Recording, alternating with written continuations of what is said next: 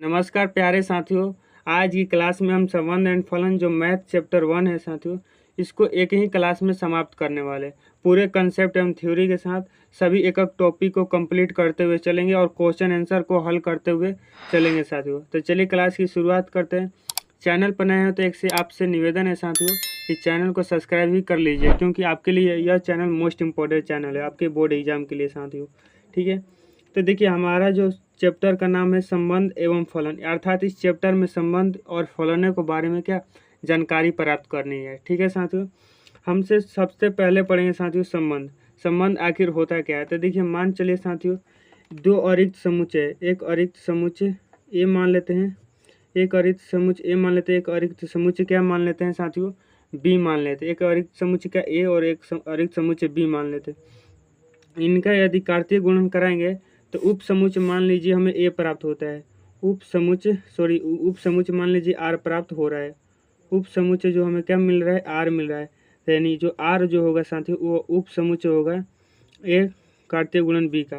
तो कार्तीय गुणन आपको करना आता होगा। तो देखिए संबंध में इतना ही याद रखना है कि यदि हम दो समुच्चय ए और बी जो अरिक्त समुच्चय है उनका यदि कार्तीय गुणन कराते हैं, यदि आर मिलता है कार्तीय गुणन आर, वह जो होगा उप समुच्चय होगा कार्तीय गुणन ए और बी का, वही क्या कहलाता है, संबंध कहलाता है।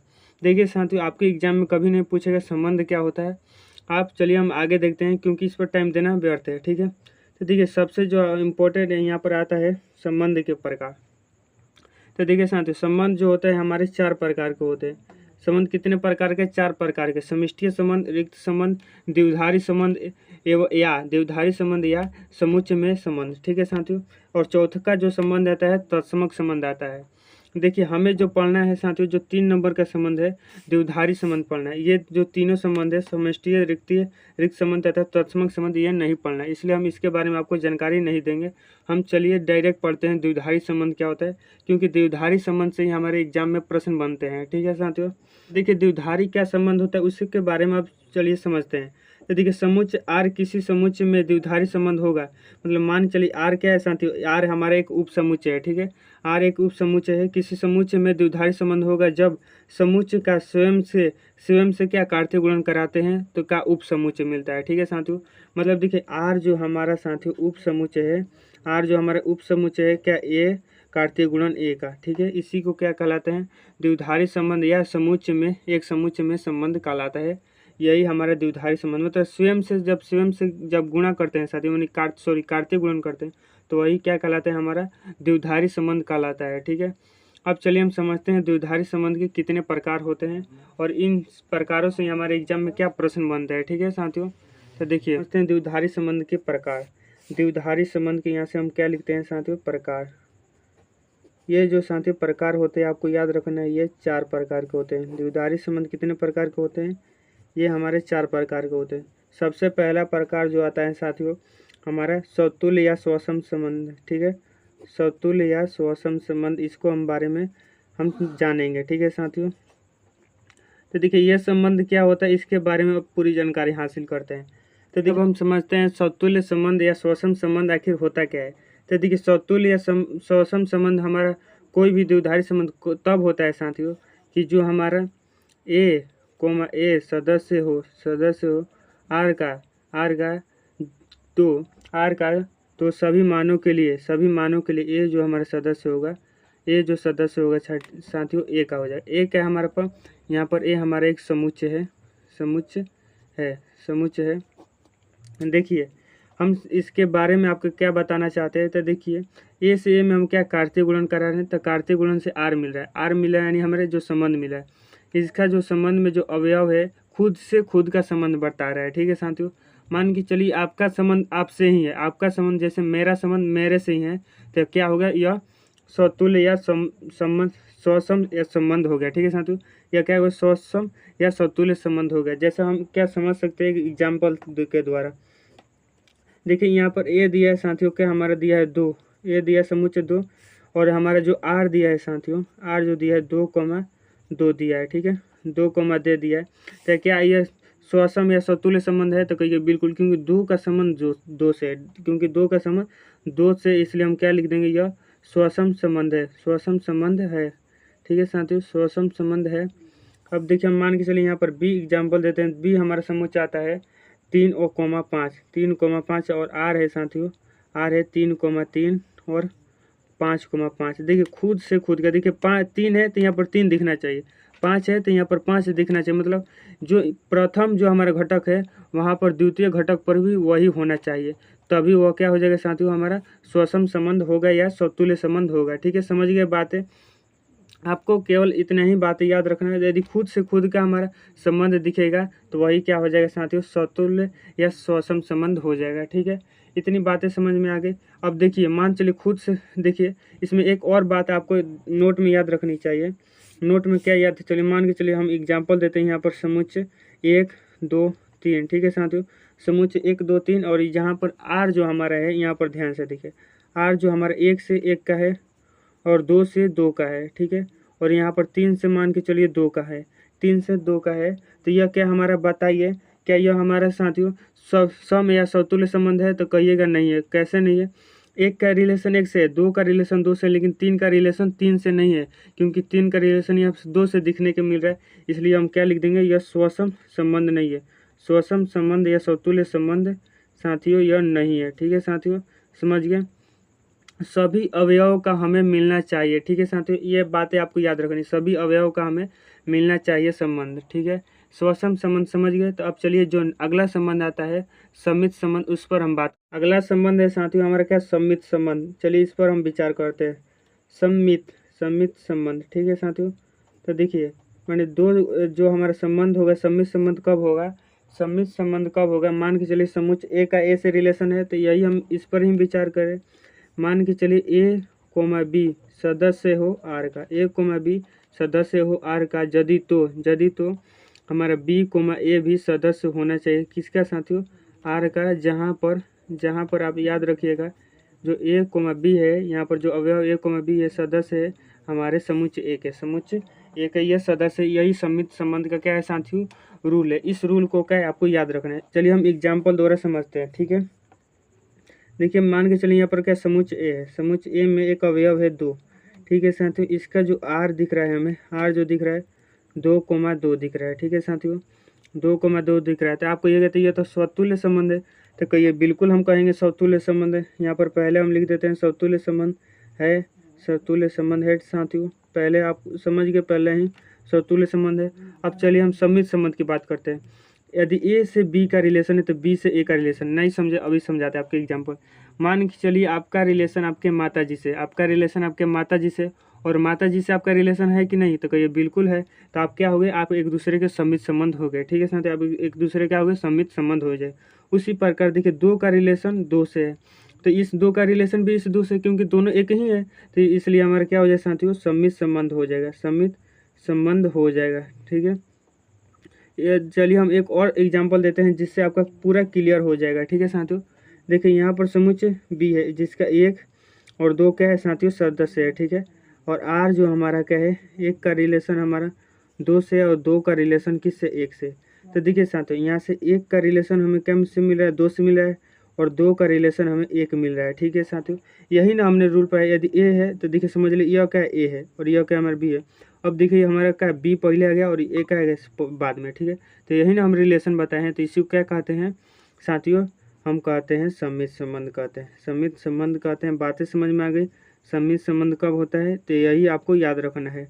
सम्मित संबंध में समतुल्य संबंध में दिक्कत नहीं होना चाहिए आपको। ठीक है, बात जानने में, क्योंकि जब हम क्वेश्चन हल करेंगे तो उस समय आपको इन सभी रूलों को याद रखना है। ठीक है, देखिए साथियों हमारा जो तीसरा संबंध आता है संक्रामक संबंध आता है।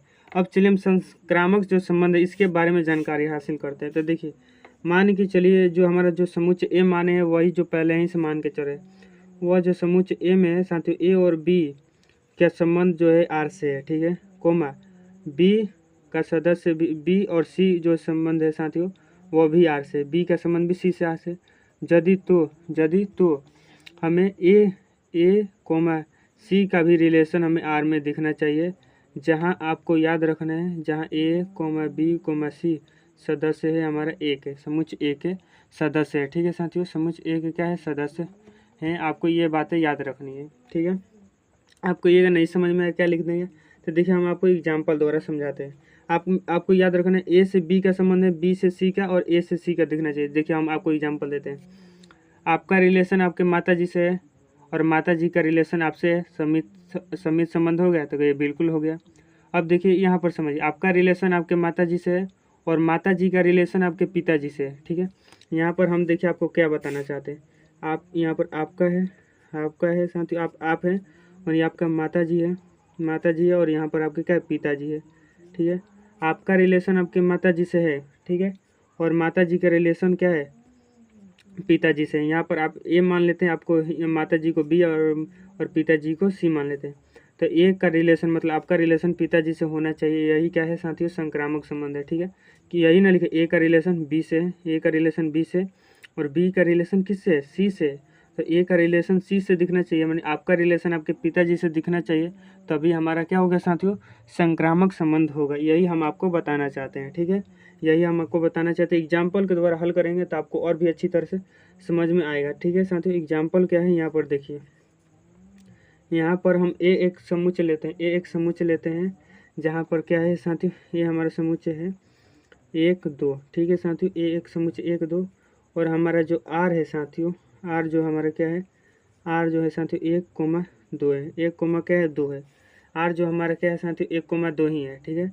तो देखिए आपको क्या बताना है, क्या यह संक्रामक संबंध है, तो कहिए देखिए हम यहाँ से देखेंगे कि 1 का संबंध 2 से हमें देखने को मिला है, 2 का संबंध किसी से देखने को नहीं मिला है। तो देखिए साथियों एक रूल हमने छोड़ दिया, आप एक रूल और भी याद रखिएगा। एक रूल क्या याद रखिएगा, मान के चलिए आपका संबंध आपके माता जी से है, और माता जी का जो संबंध है पिताजी से थोड़ा झगड़ालू है, मतलब नहीं है, थोड़ा नहीं है, तो आपका संबंध भी पिताजी से नहीं है होगा, तब पर भी हमारा क्या हो जाएगा साथियों, संक्रामक हो जाए। इसे आप दिल पर नियत लीजिए, हम आप इसे समझाने के लिए आपको बता रहे हैं, ठीक है। समझाने के लिए आपको क्या बता रहे हैं, ठीक है साथियों। मान के चलिए आपका संबंध आपके माता जी से, और माता जी का संबंध पिताजी से थोड़ा नहीं है, तो आपका संबंध माता जी से भी आपका संबंध यदि पिताजी से भी नहीं होगा तो हमारा संक्रामक संबंध हो जाएगा, ठीक है साथियों। संक्रामक संबंध हो जाएगा। तो देखिए यहाँ से आपका संबंध आपके माता जी से, लेकिन माता जी का संबंध पिताजी से नहीं है, तब पर भी क्या हो जाएगा साथियों, संक्रामक हो जाएगा। दूसरा का रूल के अनुसार, ये रूल नंबर 2 है, रूल नंबर 2 के अनुसार, ठीक है साथियों, संक्रामक हो जाएगा, संक्रामक है, ठीक है। अब चलिए मान के चलिए एक और R1, इसके लिए हम लिखते हैं R1 लिखते हैं 1,2 और 2,3 और 1,3, ठीक है साथियों 1,3।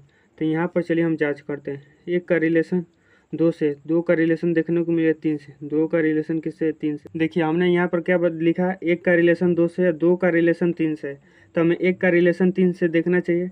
तो यहाँ पर 1 का रिलेशन 3 से हमें क्या देखने को मिल रहा है, इसलिए साथियों संक्रामक हो जाएगा, संक्रामक है, ठीक है साथियों। क्योंकि हमारा यही ना रूल है, आपका संबंध आपके पिताजी से, आपका संबंध माता जी से, माता जी का संबंध पिताजी, यहाँ पर क्या है पिताजी 3 है, और तो आपका संबंध भी पिताजी से है, तो यह 1,3 है, इसलिए संक्रामक हो जाएगा, ठीक है साथियों।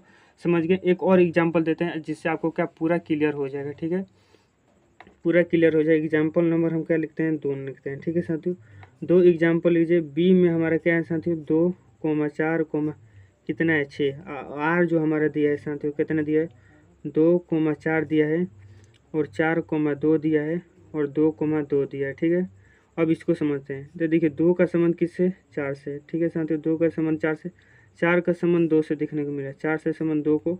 तो देखिए हम 2 का संबंध, यहाँ से 2 का संबंध 2 से देखना मिलना चाहिए, 2 का संबंध 2 से, तो 2 का संबंध 2 से है, यानी यहाँ पर संक्रामक हो जाएगा, ठीक है साथियों, संक्रामक है, ठीक है। बातें समझ में आ गई, किस तरह आपको जांच करके दिखाना है संक्रामक है संक्रामक नहीं है, ऐसा आपके एग्जाम में प्रश्न पूछे भी लिया जाता है, ठीक है साथियों, 2 अंक में, ठीक है।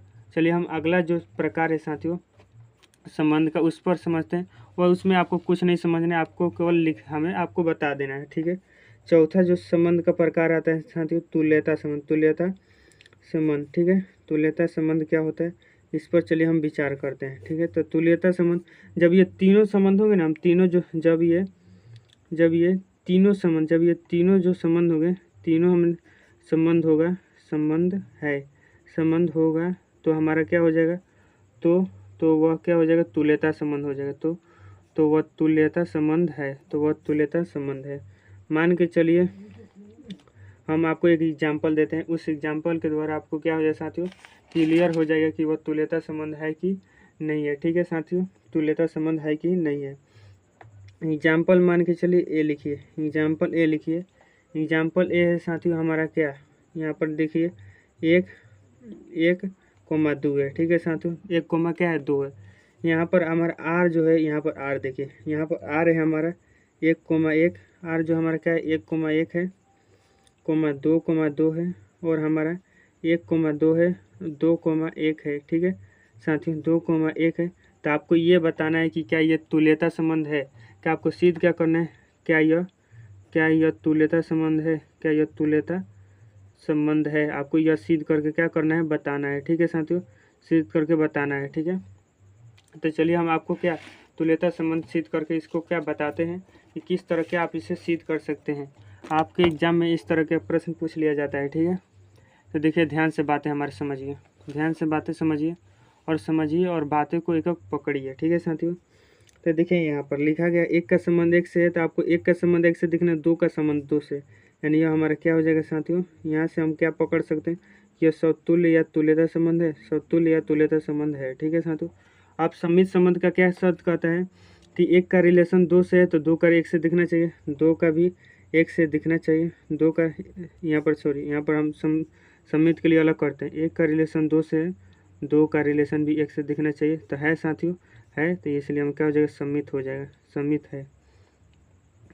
है। ठीक है, अब संक्रामक के लिए हम चेक करेंगे।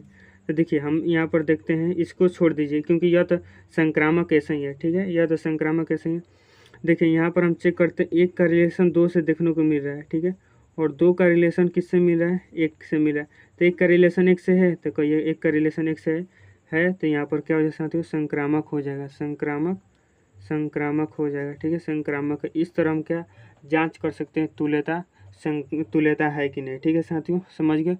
चलिए हम अब देखते हैं अगला जो हमारा टॉपिक क्या आता है। अगला टॉपिक है साथियों फलनों के प्रकार। फलनों के प्रकार समझने से पहले आपको फलन हम बता देते हैं।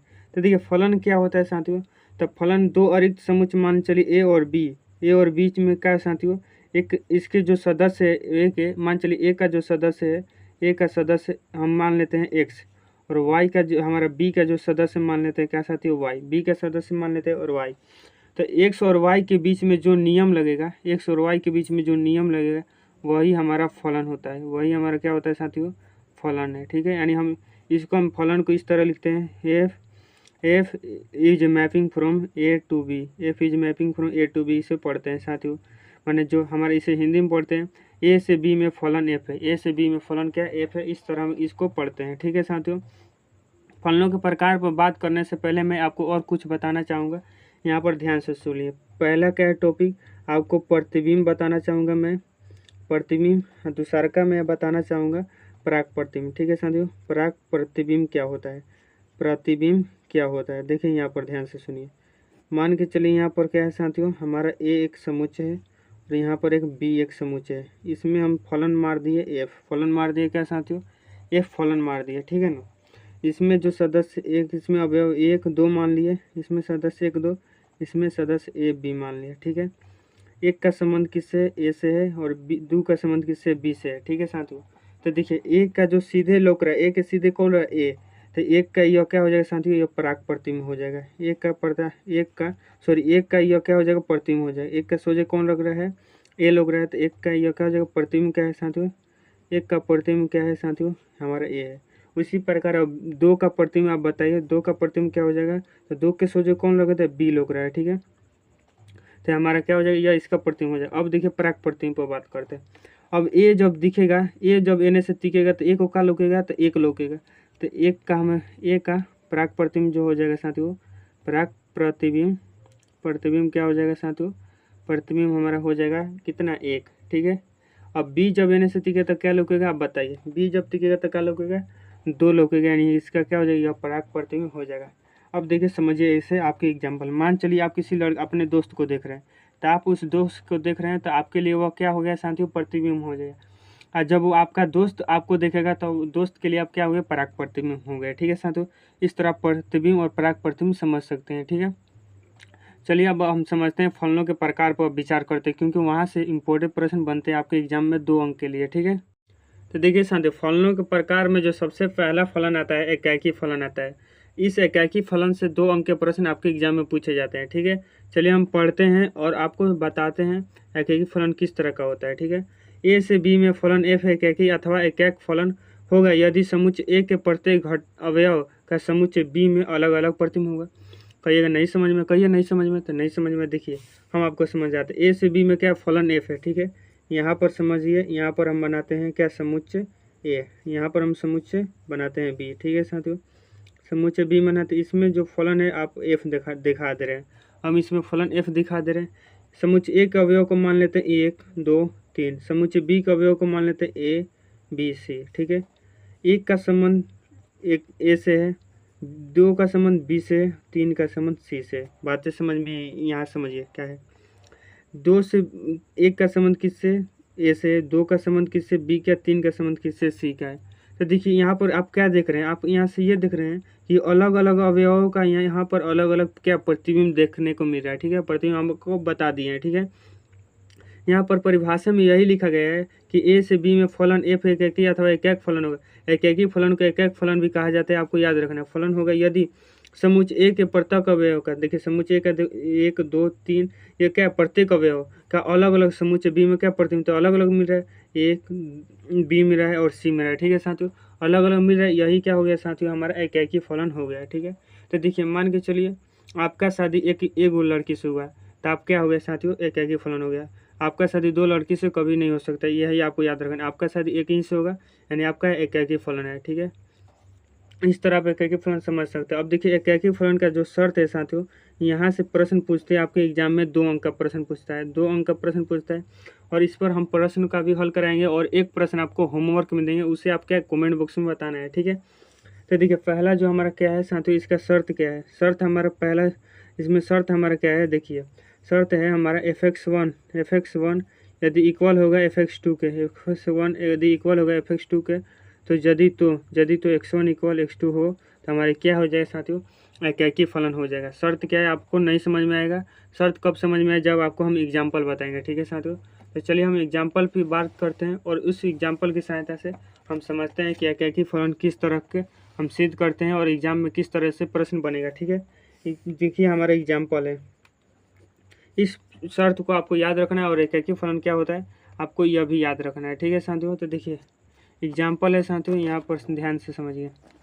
एग्जाम्पल प्रश्न है हमारा, क्या F is mapping from N से एन में, मतलब जो फलन है साथियों प्राकृतिक संख्या से प्राकृतिक संख्याओं में है एफ एक्स जो हमारा दिया है 5x प्लस में 4 एकाकी फलन है। इस तरह का आपके एग्जाम में प्रश्न पूछा जाता है। ठीक है, तो देखिए सबसे पहले मानेंगे हम, माना कि यहाँ पर क्या लिखेंगे, पहले माना कि यहाँ पर x1 देखिए x2 की बात की जा रही है तो हम x1 x2 सदस्य है एन का, जो देखिए यहाँ पर फलन जिससे रहेगा उसी से हमें क्या मान लेना है कि जो हमारा x1 x2 है उसी का सदस्य है। इसलिए हम लिख सकते हैं साथियों, इसलिए देखिए चूँकि में हम लिखेंगे, चूँकि में हमारा देखिए fx बराबर दिया है साथियों, क्या है fx बराबर दिया है 5x प्लस में 4 दिया है, तो इसलिए हम लिख सकते हैं। तो देखिए यहाँ पर x है तो यहाँ पर x है, यदि हम यहाँ पर x1 लिखते हैं तो 5x1 हो जाएगा, प्लस में क्या हो जाएगा 4। यहाँ पर फिर हम लिख देंगे, यदि हम x2 लिखते हैं तो यहाँ पर क्या मिल जाएगा, fx2 मिल जाएगा। ठीक है साथियों, यहाँ पर हो जाएगा। ठीक है, अब देखिए यहाँ पर पहले का शर्त क्या दे, fx1 इक्वल fx2, तो हम कर देंगे fx1 इक्वल का fx2 कर देंगे साथियों।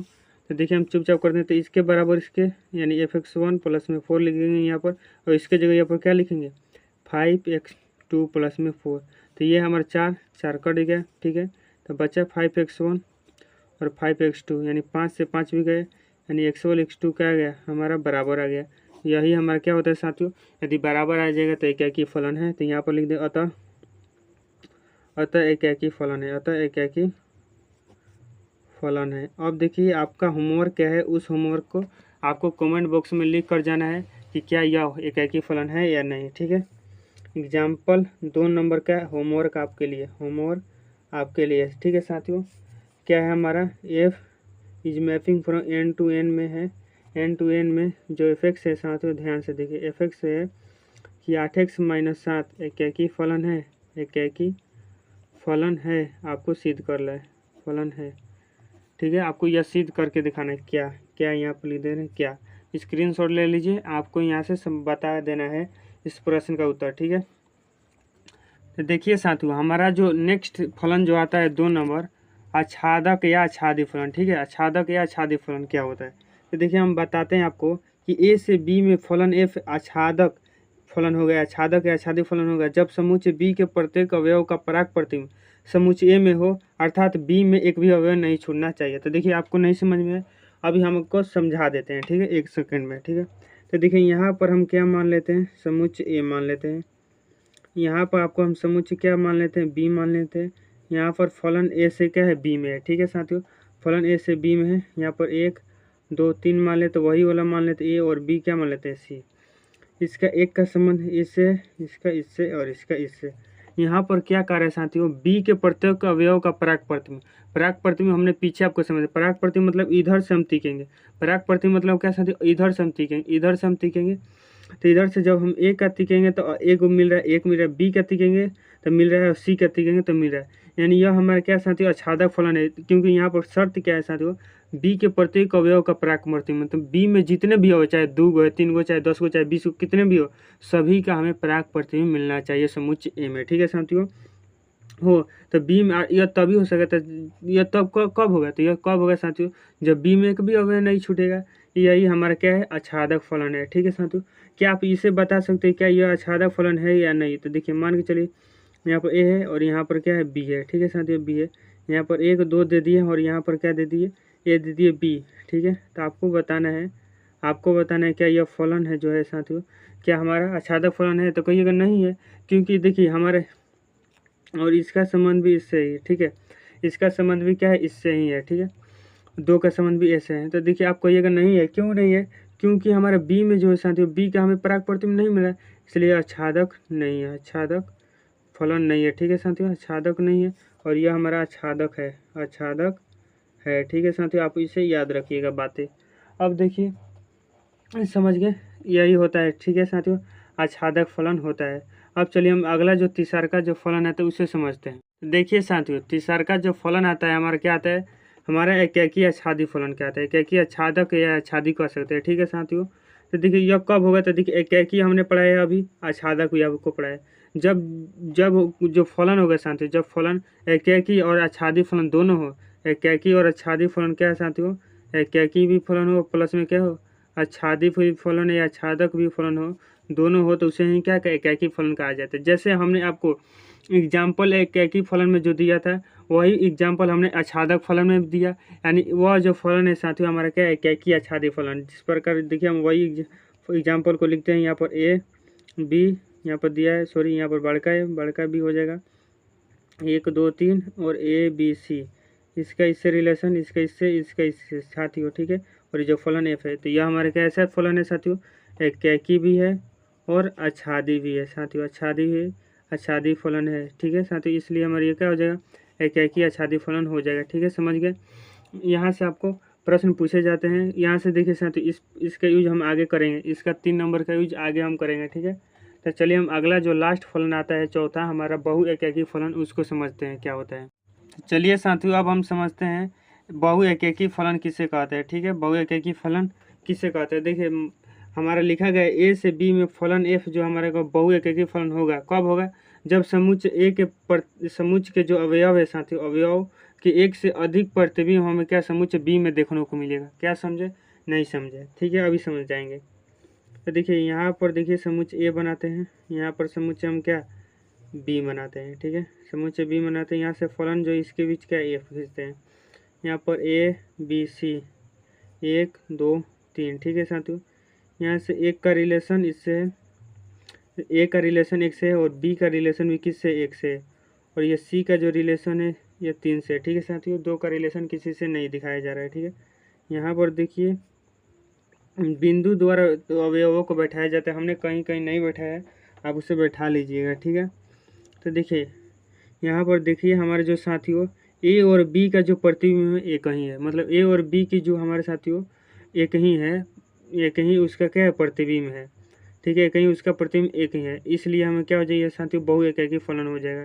ठीक है, एकाकी फलन में क्या देखें, एक का रिलेशन एक से मिलेगा, एक का रिलेशन एक से मिलेगा। ठीक है, लेकिन बहु एककी में वही देखिए दो का रिलेशन या दो से अधिक का रिलेशन एक ही से मिल जाएगा, वह हो जाएगा हमारा बहु एककी फलन। ठीक है साथियों, ए से बी में एफ बहु एककी फलन होगा जब समुच्चय ए के, देखिए समुच्चय ए जो हमारे ए के अवयवों का एक से अधिक प्रतिबिंब समुच्चय बी में, देखिए यहाँ पर एक से अधिक अवयव है साथियों और इसका एक ही क्या प्रतिबिंब मिल रहा है साथियों, समुच्चय बी में प्रतिबिंब एक ही मिल रहा है। ठीक है साथियों, ठीक है समझ गए। अब देखिए हम इसका देखिए हम एफ यदि अब लिखने की कोशिश करेंगे, जो हमारा एफ मिल जाएगा, एफ हमारा क्या मिल जाएगा, यहाँ पर देखिए हमारे दो का संबंध किससे, एक से है, और फिर जाके हमारा सॉरी ए का संबंध एक से है, और बी का भी संबंध किससे, एक से है। ठीक है, और सी का संबंध भी क्या है, 3 से है। ठीक है साथियों, इसलिए हमारा क्या हो जाएगा, यह बहु एकैकी फलन होगा। इस तरह से हमने बहु एकैकी फलन को सीख लिया।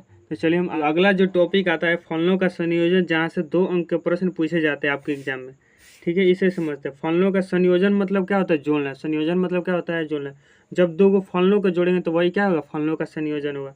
जैसा कि देखिए मान के चलिए एफ जो हमारा फलन है साथियों, वह ए से बी में फलन है। ठीक है, और जो हमारा जी जो फलन है साथियों, वह बी से सी में फलन है। तो इनका जब हम संयोजन करेंगे तो क्या मिलेगा, तो देखिए जब इनका संयोजन करेंगे तो जी ओ एफ मिलेगा। जी ओ एफ कहाँ से होगा, तो जी ओ एफ ए से सी में होगा, मतलब डायरेक्ट यहाँ से यहाँ पहुँच जाएगा हमारा जी ओ एफ। ठीक है साथियों, तब हम इसको लिख सकते हैं साथियों, यहाँ पर इस तरह लिखेंगे, तब हम लिख सकते हैं जी ओ एफ एक्स जो हमारा इक्वल हो जाएगा जी बड़ा कोष्टक एफ एक्स हमारा हो जाएगा। जहाँ पर एक्स जो सदस्य है साथियों, जहाँ पर आप लिखिएगा, जहाँ पर एक्स जो हमारा सदस्य है किसका, ए का, इस ए का सदस्य है। ठीक है, इस तरह क्या हम फलनों का संयोजन का सूत्र प्राप्त कर लिए। इस तरह हम क्या साथियों फलनों का संयोजन करेंगे। फलनों के संयोजन में हम आपको क्या बताएं कि दो को फलनों को जोड़ना ही फलनों का संयोजन किया जाता है। मान के चलिए एक फलन है ए से बी में, दूसरा का जो फलन जी है हमारा बी से सी में, तो एफ और जी को क्या करना है, जोड़ना है, तो उल्टा मिलेगा, जी ओ एफ मिलेगा, और जी ओ एफ जो मिलेगा हमारा ए से सी में मिलेगा साथियों, ए से सी में। इसलिए हम लिख सकते हैं तब जी ओ एफ एक्स इक्वल जी बड़ा कोष्टक एफ एक्स, जहाँ पर एक्स जो सदस्य ए का। ठीक है साथियों, हमने रिपीट कर दिया। चलिए हम इस पर क्या प्रश्न का हल करते हैं, और उसी प्रश्न के द्वारा जो आपके एग्जाम में प्रश्न पूछा गया है। ठीक है साथियों, तो देखिए साथियों हमारा प्रश्न है साथियों एग्जाम्पल जी ओ एफ एक्स तथा एफ एक्स ज्ञात कीजिए। एफ एक्स इक्वल दिया है और जी एक्स इक्वल इतना दिया है। ठीक है साथियों, चलिए हम इसे ज्ञात करना सीखते हैं और काफ़ी अच्छी तरह से समझाते हैं आपको। तो देखिए हमें क्या कहते हैं, जी ओ एफ है, जी ओ एफ ज्ञात करना है। ठीक है साथियों, तो पहले हम जी ओ एफ ज्ञात करेंगे, फिर आपको एफ ओ जी ज्ञात करेंगे। ठीक है साथियों, तो देखिए यहाँ पर जी ओ एफ एक्स हम मान लेते हैं, जी ओ एफ एक्स इक्वल हम क्या लिखे हैं, सूत्र के अनुसार हम लिख सकते हैं। देखिए ओ के जगह पर आप लिखिएगा बड़का कोष्ठ, फिर जाकर एफ एक्स जे कहते हुए लिखिएगा। क्या लिखना है, ओ के जगह पर बड़का कोष्ठ, फिर एफ एक्स आपको लिख देना है। यहाँ पर देखिए ध्यान से एफ एक्स इक्वल क्या दिया, एफ एक्स का मानव डायरेक्ट यहाँ पर ले जाकर धो देना है। ठीक है, एफ एक्स का मानव क्या दिया है, एफ एक्स का मानव दिया है 8x3। ठीक है, तो अब देखिए यहाँ से एक बात समझिए ध्यान से, यहाँ पर दिया है जी, यहाँ पर 8x3, ये जो है साथियों कुल क्या है, एक्स, कुल क्या है साथियों, एक्स मान लीजिए, और जी एक्स में जो ले जाके यह एक्स की जगह पर हम धो देंगे। क्या समझे बात हम यही समझे कि जो है क्या है साथियों, यह एक्स है और इसको हम ले जाके जी एक्स में धो देंगे। ठीक है साथियों, तो जी एक्स में ले जाके हम धो दे रहे हैं। तो देखिए यहाँ पर एक्स क्यूब है। ठीक है, क्या है, एक्स क्यूब, यानी एक्स के जगह पर 8 एक्स क्यूब और इसका होल पावर 1/3। ठीक है, इसका होल पावर 1/3 कर दिए। यहीं पर आप बात एक बार और समझिए कि एफ ओ जी ज्ञात करें, एफ ओ जी एक्स ज्ञात करें, बड़का ओ की जगह पर बड़का कोष्ठ एफ एक्स की जगह पर मान दिया जो रखेंगे। यह जो है साथियों अब क्या बन गया, यह जी एक्स बन गया। यह कुल समझिए मान के चलिए क्या बन गया, जी एक्स, और यह क्या है साथियों, एक्स है। तो यह एक्स की जगह पर, इस एक्स की जगह पर हम रख सकते हैं, तो बिल्कुल रख सकते हैं। तो इसी एक्स की जगह पर हम लिख दिए क्या, 8x3, इसी एक्स की जगह पर इतना लिख दिए, और पावर जो दिया है 1/3 लिख दिया। ठीक है साथियों, अब जो 1/3 इसके लिए भी है और यह एक एक्स क्यूब के लिए भी 1/3 है। ठीक है साथियों, यहाँ लेकिन कट गया, और 8 का जो घन होता है कितना होता है, 2 होता है, 2x हमारा आ जाएगा साथियों, जी ओ एफ आ जाएगा हमारा क्या, 2x आ जाएगा। ठीक है, समझ गए। इसी तरह चलिए हम एफ एक्स ज्ञात करते हैं, एफ ओ जी ज्ञात करते हैं, एफ ओ जी, तो आप बातें समझ में आ गए आपको कैसे कहता है। ओ की जगह पर बड़का कोष्ठ लिखना है, फिर जगह आपका जी एक्स जो कहते हैं। और देखिए यहाँ पर जी एक्स का मान कितना दिया है, तो जी एक्स का मान दिया हमारा कितना, एक्स के पावर 1/3। और यह कुल कितने का अब एक्स के काम है, तो यहाँ पर हम ले जाएंगे एक्स की जगह पर रख देंगे, यानी 8 और एक्स की जगह पर 1/3। और इसका एक्स के पावर कितना दिया है, 3। ठीक है, इस 3 से 3 कटिए यानी 8x हमारा आंसर आ जाएगा। ठीक है साथियों, इस तरह समझ गए इस प्रश्न का आंसर किस तरह करना है। तो इस तरह का प्रश्न आपके एग्जाम में पूछा गया। देखिए यह जो प्रश्न है साथियों कब पूछा गया आपको हम बताते हैं। यह जो प्रश्न है साथियों आपके बोर्ड एग्जाम 2020 में पूछा गया है और 2024 में यह प्रश्न पूछा गया आपके बोर्ड एग्जाम में। ठीक है, तो चलिए तो देखिए साथियों नेक्स्ट टॉपिक आता है प्रतिलोम फलन, जो काफ़ी इंपॉर्टेंट है साथियों। यहाँ से 2 अंक के प्रश्न पूछे जाते हैं। देखिए प्रतिलोम फलन होता क्या है, तो मान के चलिए जो एक फलन है साथियों एफ, या ए से बी में, फलन एफ से बी में। देखिए प्रतिलोम का अर्थ होता है उल्टा, प्रतिलोम का क्या अर्थ होता है, उल्टा होता है। मान के चलिए फलन ए से बी में, तो फलन बी से ए में कह देंगे तो वही क्या हो जाएगा, इसका प्रतिलोम फलन हो जाएगा। और प्रतिलोम फलन को एफ इनवर्स लिखते हैं, और F inverse is mapping from B to क्या हो जाएगा साथियों, ए हो जाएगा। यही क्या हो गया हमारा प्रतिलोम फलन हो जाएगा। अब देखिए यहाँ से एक नोट पॉइंट आपको क्या याद रखना है, प्रतिलोम फलन उन्हीं फलनों का ज्ञात करता है जो फलन एकैकी आच्छादी हो। एकैकी आच्छादी हमने आपको पढ़ा दिया है, आच्छादी फलन हो। ठीक है साथियों, वही फलन का क्या ज्ञात करेंगे, हम प्रतिलोम फलन ज्ञात कर सकते हैं, अन्य फलनों का नहीं। क्यों नहीं, तो क्योंकि यदि उन फलनों का यदि हम उल्टा करेंगे साथियों, उल्टा करेंगे तो उसका क्या हो जाएगा साथियों, जो हमारा क्या हो जाएगा, क्रम में परिवर्तन हो जाएगा, क्रम में परिवर्तन हो जाएगा। और क्रम में परिवर्तन होगा तो वह फलन रहेगा ही नहीं, फलन रहेगा नहीं।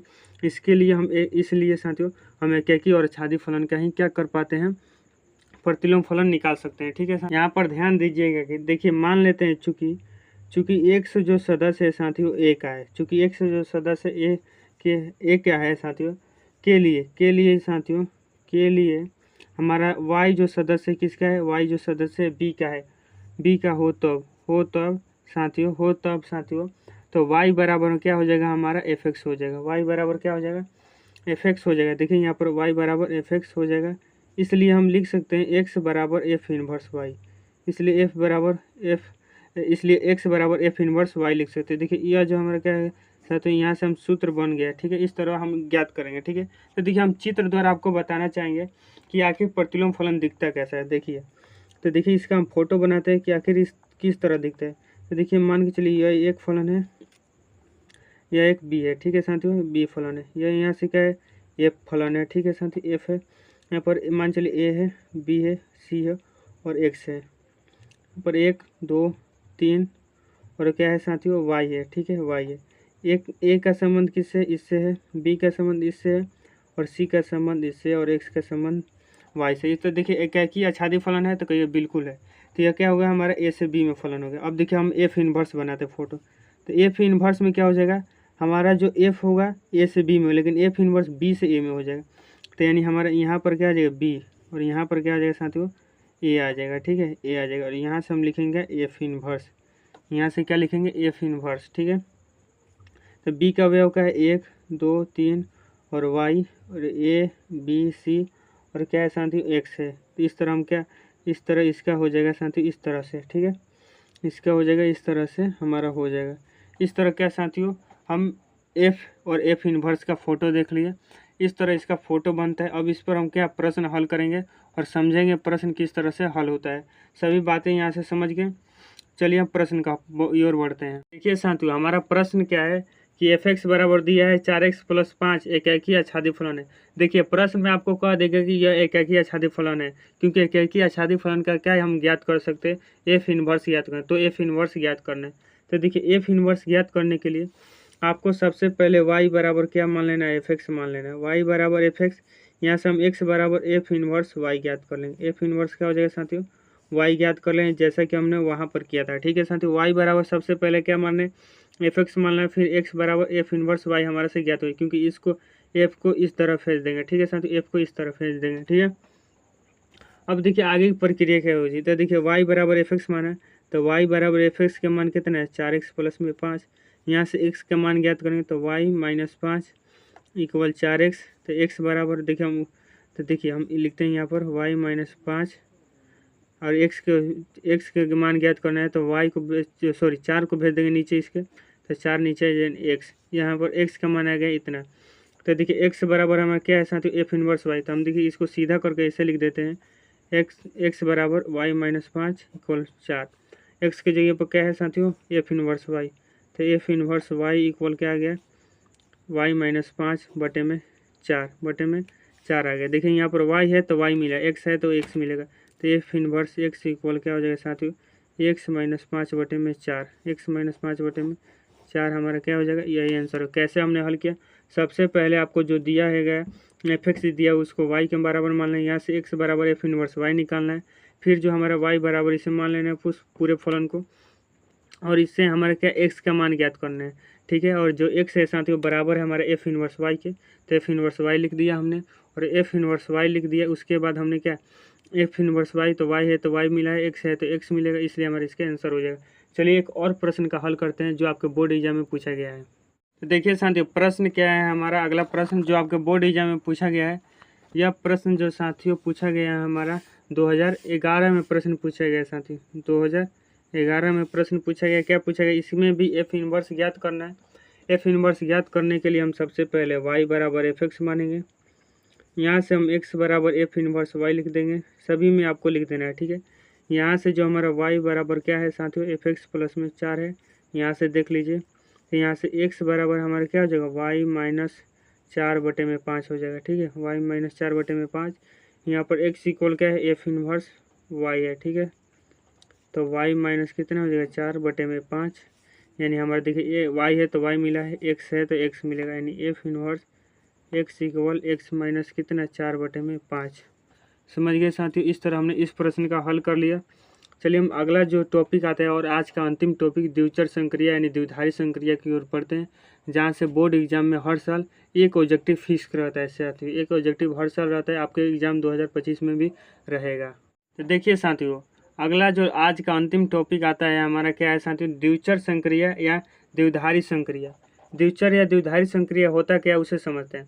तो किसी समुच्चय में ए में एक द्विधारी संक्रिया द्विचर संक्रिया का चिन्ह इस तरह का होता है, आपको याद रखना। एक क्या है साथियों, द्विचर संक्रिया एक फलन है, क्या एक फलन है जहाँ संक्रिया है साथियों, संक्रिया is mapping for A cross A, जो हमारा रिजल्ट मिला ए, ठीक है, ए क्रॉस ए रिजल्ट मिला ए। तो हमारा जो संक्रिया है साथियों, चूंकि संक्रिया ए कोमा बी इक्वल क्या ए संक्रिया बी। देखिए यहाँ तक आपके बातें समझ में नहीं है, जब हम आपको एग्जाम्पल देंगे तब आपको एकदम समझ में आए। आपको यहाँ से एक ऑब्जेक्टिव प्रश्न फिक्स रहता है, इसको बातों का आप आराम से एवं अच्छी तरह से समझिएगा, ठीक है साथियों। देखिए यहाँ पर देखिए चूंकि हमने लिखा है क्या, संक्रिया ए कोमा बी, संक्रिया ए कोमा बी। देखिए यह जो संक्रिया है इनके बीच में चल जाएगी, यह जो संक्रिया इनके बीच में चल जाएगी, यानी जो ये संक्रिया इनके बीच में आ गई ना, तो कहिए बिल्कुल आ गई। देखिए यहाँ पर आपको रूल क्या है, हमने बचपन से संक्रिया 4 गो संक्रिया पढ़े, कौन कौन सा संक्रिया, जोड़ घटाव गुणा भागा, ये 4 संक्रिया पढ़े हैं। तो उन्हीं 4 संक्रियाओं को अब इनमें हमें पढ़ना है, ठीक है साथियों। चलिए हम पढ़ते हैं।